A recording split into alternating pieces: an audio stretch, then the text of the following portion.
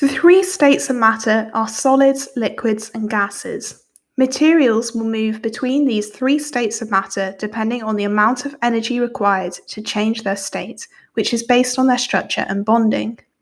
Use the particle model to outline the differences between the three states of matter. Refer to the arrangements, movement, and energy of particles in each state and how these relate to their properties. 6 marks. So this question carries 6 marks, and there are 3 states of matter. They also want you to talk about arrangements and properties, so it's quite easy to break the marks down. I would give 1 mark for solid arrangement, 1 mark for solid property, 1 mark for liquid arrangement, 1 mark for liquid property, 1 mark for gas arrangement, and 1 mark for gas property. And that's how I'd structure it. So I'd look at solids first, I'd look at the arrangement, and then show a property as a result of that.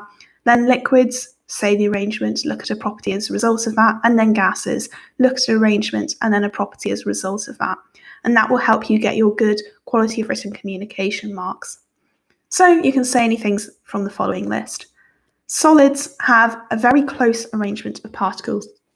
They're in a regular pattern and they vibrate around a fixed position. They have low energy because they're not moving much. They're very close together, they don't have room to move, they just vibrate a little. It's a very regular pattern. From this, any of the properties can be that they have a fixed shape because they're not moving, they have a fixed shape, so they can't flow. Particles can't move from place to place, they can't take the shape of a container. They also cannot be compressed or squashed because the particles are so close together they don't have any space that they can move into. Next, we have liquids. So liquids have close particles, not as close as solids, but they'll still be in contact with each other, but they've just got that little bit more room to move. It's a less regular arrangement, so it's more of a random arrangement, which again gives them more room to move around each other. Therefore, they have greater energy because they're able to move more, that they must have greater energy to be able to carry out that movement.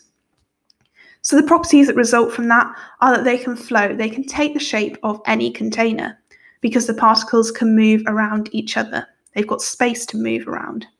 However, they cannot be compressed. Remember that the particles in a liquid are still in contact, so they don't have much space to move into if they're compressed. So they cannot be compressed. Gases are at the other end of the spectrum. So they are really far apart. All the particles, they're not in contact with each other. It's a completely random arrangement. They've got plenty of room to move around. And so they move quickly in all directions, all over the place. And they have the highest energy. They need the highest energy to be able to do all of that movement, that random movement everywhere, all over the place.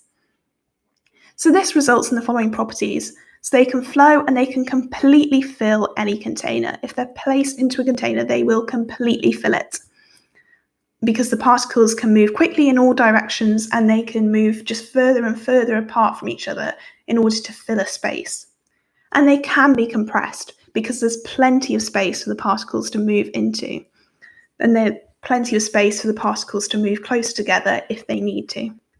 If you're struggling with this question, I'd really recommend that you just draw a diagram, those set diagrams that you see in all the textbooks, etc., of a solid, a liquid, and a gas, and that will really help you.